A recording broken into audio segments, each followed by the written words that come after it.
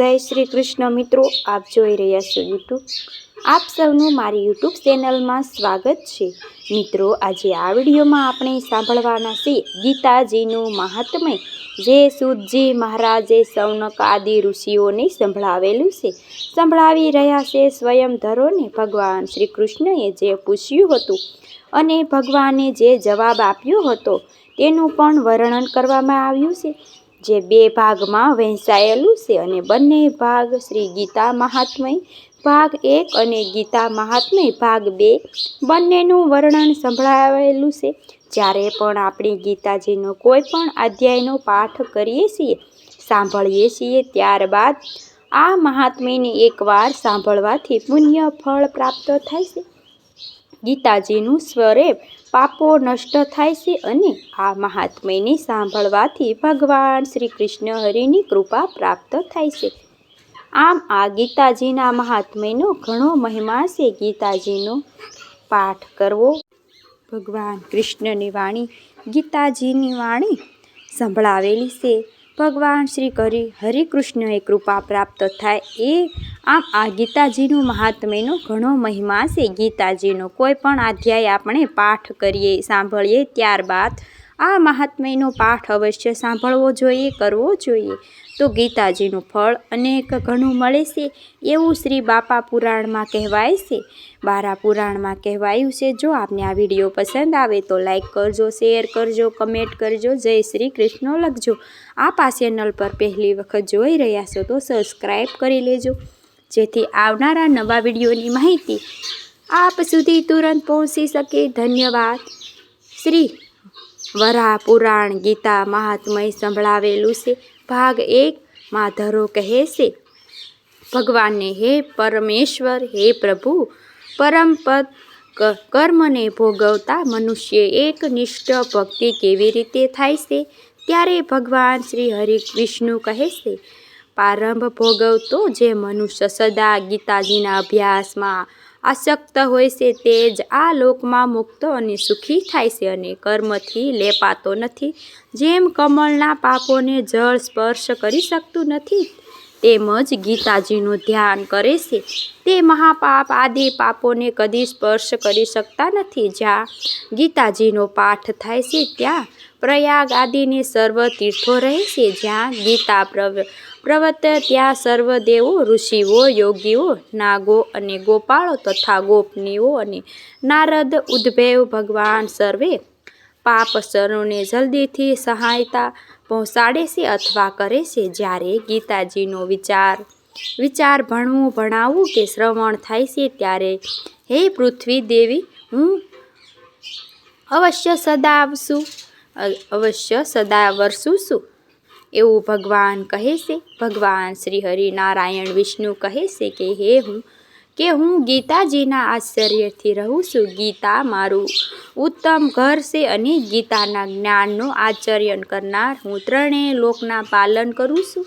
ગીતા એ અતિ વર્ણનની પદોવાળી અવિનાશી 18 માત્ર તથા અસરો રૂપ મારી નિત્ય બ્રાહ્મણીઓ અને પરમ શ્રેષ્ઠ વિદ્યા છે, એમાં સંશય નથી. વળી તો તે સચ્ચિદાનંદ શ્રી કૃષ્ણએ પોતાના મુખેથી અર્જુનને કહેલી છે. ત્રણેય વેદોમાં પરમાનંદ રૂપે તત્વરૂપ પ્રતાપ છે, પદાર્થના જ્ઞાનથી યુક્ત છે. જે મનુષ્ય સ્થિત મનવાળો થઈને નિત્ય ગીતાજીના 18 અધ્યાયનો જપ કરે છે, તે જ્ઞાનરૂપી સિદ્ધિ પામે છે અને પછી તે પરમ પદને પામી જાય છે, પ્રાપ્ત કરી લે છે. સંપૂર્ણ પાઠ કરવામાં અસમર્થ હોય તે અડધો પાઠ કરવો તો પણ ગાયના દાન જેટલું પુણ્ય પ્રાપ્ત થાય છે, તેમાં સંશય નથી. ત્રીજો ભાગનો પાઠ કરે તો તેને ગંગા સ્નાનનું ફળ મળે છે અને જે ગીતાના 6થા ભાગનો પાઠ કરે તો તેને સોમયાગનું ફળ પ્રાપ્ત થાય છે. જે મનુષ્ય ભક્તિયુક્ત થઈને નિત્ય એક અધ્યાયનો પણ પાઠ કરે તે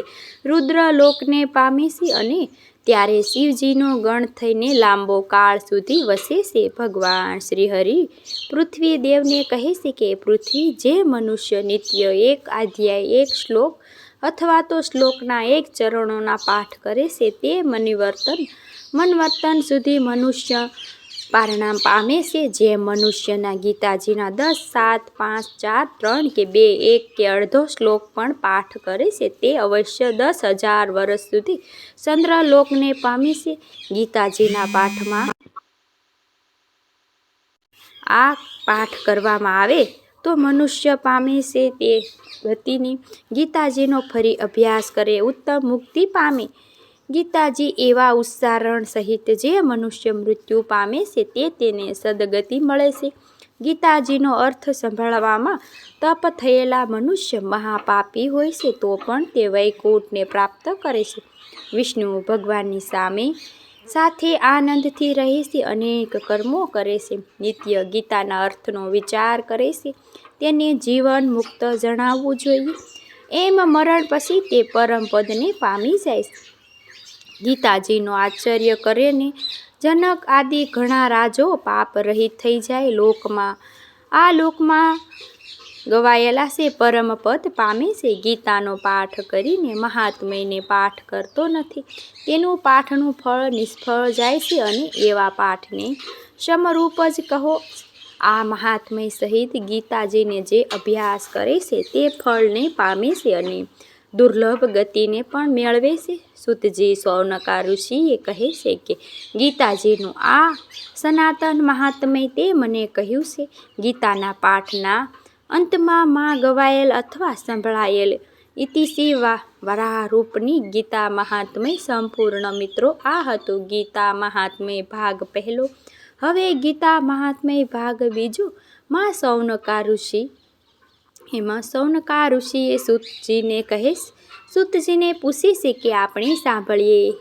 હે સૂતકજી, અતિ પૂર્વકાળમાં મુનિ શ્રી વ્યાસજીએ કહેલું છે કે તથા શ્રુતિઓએ વર્ણવેલું છે ગીતાનું મહાત્મય મને બરાબર કહો. ત્યારે સૂતજી કહે છે કે મુનીશ્વર, આપ જે પુરાણ કહે છે ઉત્તમ ગીતા છે તે ઉત્તમ ગીતા છે, શ્રી કૃષ્ણની વાણી છે, તે સંભળાય છે. ઇતિ કહો. ત્યારે સૂતજી કહે છે કે હે મુનીશ્વર, આપ જે પુરાતન અને ઉત્તમથી ગીતા મહાત્મય પૂછ્યું છે તે અતિશય ગુપ્ત છે, તેથી તે કહેવા કોઈ સમર્થ નથી. ગીતા મહાત્મયને શ્રી કૃષ્ણએ સારી રીતે જણાવેલું છે. કંઈક અર્જુનને જાણે છે તથા વ્યાસજી જાણે છે, સુખદેવજી જાણે છે, જ્ઞાનવકલ ઋષિ જાણે છે અને જનક મહારાજ જાણે છે. બીજાઓને કર્ણ પરમાત્માથી સાંભળીને લોકમાં વર્ણવેલું છે. માટે વ્યાસજીના મુખેથી જે સાંભળ્યું છે તે મહાત્મય ગીતાજી તમને કહું છું, તે મને તમે સાંભળો. જે આપોઆપ શ્રી વિષ્ણુ ભગવાનના મુખ કમળમાંથી નીકળેલી છે. ગીતા સારી રીતે ગાવા યોગ્ય છે. ગીતા ધર્મ સર્વજ્ઞાની પ્રયોજન તથા સર્વશાસ્ત્રમાં માટે ગીતાજીને સર્વશ્રેષ્ઠ. જે મનુષ્ય ઘોર સંસાર સાગરમાં તરવા ઈચ્છે છે તેને ગીતારૂપી વરાહ પર સુખીને પાર પહોંચવું જોઈએ. જે મનુષ્ય આ પવિત્ર ગીતા શાસ્ત્રને સાધના થઈને ભણે છે, સાંભળે છે, તે ભય શોક આદિ રહિત થઈ જાય છે, વિષ્ણુ પદને પામે છે. ગીતાનું જ્ઞાન જેને સદા અભ્યાસ યોગ્યથી સાંભળ્યું નથી છતાં તે મોક્ષ ઈચ્છે છે તે મોઢામાં બાળકની પેઠે હાસ્ય પાત્ર થાય છે. જે આ રાત દિવસ ગીતા શાસ્ત્ર ભણે છે અથવા તો તે પાઠ કરે છે, સાંભળે છે, તેઓ મનુષ્ય નહીં પણ નિશ્ચય દેવો જ જણાવવામાં આવ્યા છે. જાણવામાં જોઈએ. દરરોજ જળ વડે સ્નાન મનુષ્ય મેલ દૂર કરનાર છે, પણ ગીતારૂપી જળમાં એકવારનું જળ-સ્નાન સંસારરૂપી મેલનો નાશ કરનાર છે. જે મનુષ્ય પોતે ગીતા શાસ્ત્રનું પઠન પાઠન જાણતો નથી, બીજા પાસેથી જાણતો નથી કે સાંભળતો નથી, તેમ જેનું તેનું જ્ઞાન નથી, જેને તેના પર એટલે કે ગીતાજી પર શ્રદ્ધા નથી, ભાવના નથી, તે મનુષ્ય લોકમાં ભટકતા ભૂંડ જેવા છે. તેનાથી નીચ બીજો કોઈ મનુષ્ય નથી, કેમ કે ગીતાજીને જે જાણતો નથી, જે ગીતા વાંચે પણ ગીતાજીના અર્થનું પઠન કરતો નથી, તેને તો પોટિયન જ્ઞાન દેખાડવા માત્ર આચાર વ્રત શ્રેષ્ઠ તપ અને યશને ધિક્કાર છે. એનાથી અધર્મ બીજો કોઈ મનુષ્ય નથી. જે જ્ઞાન ગીતામાં ગવાયું નથી તે વેદોમાં અને વેદાઓમાં નિદેલું હોય. નિષ્ફળ, ધર્મ રહિત અને આસુરી જાણવું જોઈએ. જે મનુષ્ય રાત દિવસ સૂતા બોલતા ઊભા રહે પણ ગીતાજીનું બરાબર સતત અધ્યયન કરે છે તેની શાસ્ત્રમાં મોક્ષપણા પામે છે. યોગીઓના સ્થાનમાં, સિદ્ધોના સ્થાનમાં, શ્રેષ્ઠ પુરુષો આગળ, સંત સભામાં, યજ્ઞ સ્થાપના અથવા તો વિષ્ણુ ભક્તો આગળ ગીતાજીનો જે પાઠ કરે છે મનુષ્ય પરમ ગતિને પામે છે. ગીતાજીનો પાઠ અથવા તો શ્રવણ દરરોજ કરે છે તેની દક્ષિણ સહિત અશ્વમેઘ યજ્ઞ કર્યા બરાબરનું ફળ પ્રાપ્ત થાય છે. જેને ભક્તિ ભાવથી એકાગ્ર ચિત્તે ગીતાજીનો અધ્યાય કર્યો છે તેને સર્વ વેદો, શાસ્ત્રોમાં, અનેક પુરાણોમાં અભ્યાસ કર્યો છે ગણાય છે. જેને મનુષ્ય પોતે ગીતાનો અર્થ સંભળાવે છે, ગાય છે, પરલોકે અર્થે સંભળાવેલ છે તે પરમ પદને પામે છે. જે ઘરમાં શ્રી ગીતાજીનું પૂજન થાય છે ત્યાં દૈવિક અને આધિ ભૌતિક તાપથી થતી પીડા તથા આધિ વ્યાધિ ઉપાધિમાંથી મુક્તિ મળે છે. આવા ભય નાશ પામે છે. વળી તેને સાપ કે પછી પાપ લાગતા નથી, જરા પણ દુર્ગતિ નથી થતી અને તેના શરીરના જે શત્રુઓ છે કામ, ક્રોધ, લોભ, મોહ, મંદ અને મસ્તક તે ગરતી પીડા આપતા નથી. જ્યાં નિરંતર ગીતાજીનો આનંદ થાય છે ત્યાં જ ભગવાન પરમેશ્વર અન્ય ભક્તિ ઉપર જ ઉપજે છે. સ્નાન કર્યું હોય તે ન કર્યું હોય, પવિત્ર હોય કે પવિત્ર હોય તો પણ પરમાત્મા વિભૂતિ અને વૈષ્ણવરૂપી સ્મરણ અવશ્ય કરવું જોઈએ. તે સર્વદા પવિત્ર છે. સહસ્ત્ર ભોજન કરનાર અને સર્વ પ્રકારનું દાન લેનાર પણ જો ગીતા પાઠ કરતો હોય તો પણ તેના પાપ કદી લેપાતો નથી. જેનું ચિંતન સદા ગીતાજીમાં જ રમતું હોય છે તે સંપૂર્ણ અગ્નિહોત્રી સદા જ કરનારો ક્રિયાવાન થતા પંડિત છે. વળી તે જ દર્શન કરવા યોગ્ય ધનવાન યોગી જ્ઞાની છે. ધ્યાની તથા સર્વ વેદોના અર્થાત જાણનાર જે જ્યાં ગીતાજીના પુસ્તકો નિત્ય પાઠ થતો હોય તે ત્યાં પૃથ્વી પર પ્રયાગ આદિ સર્વે તીર્થો વસે છે. વળી તે ઘરના અને દેહરૂપી દેશના સર્વ દેવો, ઋષિઓ, યોગીઓ અને સર્પો સદા રહે છે. ગીતા, ગંગા, ગાયત્રી, ચિંતા, સત્ય, સરસ્વતી, બ્રહ્મા વિધિ, બ્રહ્મવળી, ત્રિસંધ્યા, મુક્ત ગોહિની, અધર્મ માત્રા, સિંધ નદી, ભગવતી ભયનાશની, વેદના પરા અંતના અને તત્વથા જ્ઞાન મંજૂરી. ગીતાના આ 18 નામ સ્થિત મનથી જે મનુષ્ય નિત્ય જપ કરે છે, સાંભળે છે તે જલ્દી જ જ્ઞાન સિદ્ધિને પ્રાપ્ત કરે છે. છેવટે પરમ પદને મેળવે છે. જે કર્મ કરે છે સર્વમાં ગીતા પાઠ ચાલુ રાખે છે જોઈએ છે તેથી તે કર્મ નિર્દોષ રીતે સમાપ્ત કરી તેનું પૂર્ણ ફળ પ્રાપ્ત થઈ શકે છે. જે મનુષ્ય શ્રાદ્ધમાં પિતૃઓની વિદોષીમાં ગીતાજીનો પાઠ કરે છે તેના પિતૃના સંતુષ્ટ થાય છે અને નરકમાંથી સદગતિ પામે છે. ગીતા પાઠથી પ્રસન્ન થયેલા તથા શ્રાદ્ધથી તૃપ્ત કરાયેલા પુત્રને આશીર્વાદ આપતા પિતૃલોકમાં જાય છે. જે મનુષ્ય ગીતા લખીને ગળામાં, હાથમાં કે મસ્તકને તેને ધારણ કરે છે તેના સર્વ વિધોરૂપી દારૂણ ઉદ્ભવો નાશ પામે છે.